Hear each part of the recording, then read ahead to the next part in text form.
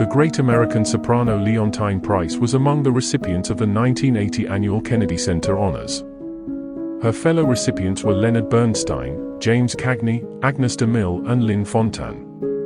While most of the artists come with a personal guest, the Kennedy Center provides an escort to assist each recipient for the weekend. It was my good fortune to be that person for Leontyne Price, one of the greatest Verdi sopranos of the 20th century. First on the schedule was to transport the diva to the traditional interview for the center's archives. At every turn she proved to be friendly, relaxed and down to earth, despite her dignified bearing.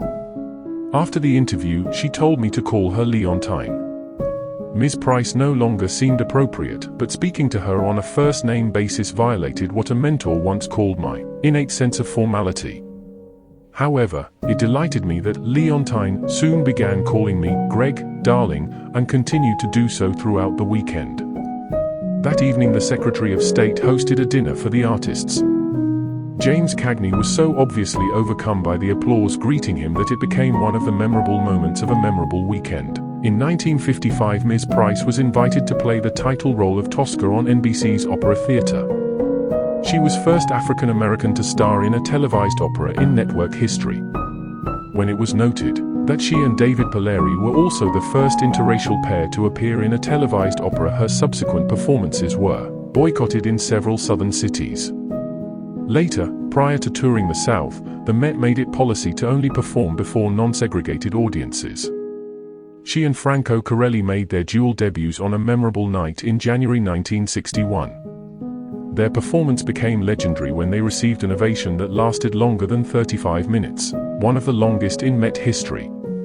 A year later Ms. Price appeared again with Franco Corelli revising his celebrated role of Manrico. Concerning Corelli, she said, "I just love Franco. He's got such gorgeous legs." While making a studio recording of Bizet's Carmen, she recounted that Corelli was acting up, so I threw a chair at him and told him to behave himself. After that he was as good as gold. Her Met career spanned over a near quarter century.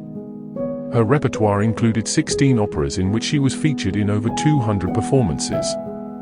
Her recording career yielded numerous awards, including 13 Grammys.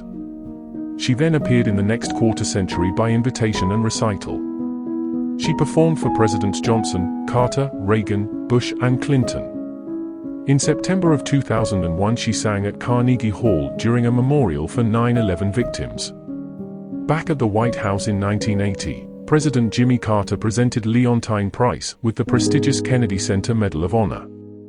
Later, during the ride to that evening's gala, my favorite single moment with her occurred. Filled with the excitement of the occasion, she suddenly started singing an impromptu "Summertime" in the confines of the closed limousine. That intimate solo was one of the most thrilling moments of my life, and her joy was contagious. The program honoring the recipients of the award for lifetime achievement followed the established pattern, with a film presentation summarizing each artist's career, followed by speeches and performances by celebrities associated in some way with each of them. A final supper in the grand foyer concluded the evening. Each artist had his or her own table for friends and family.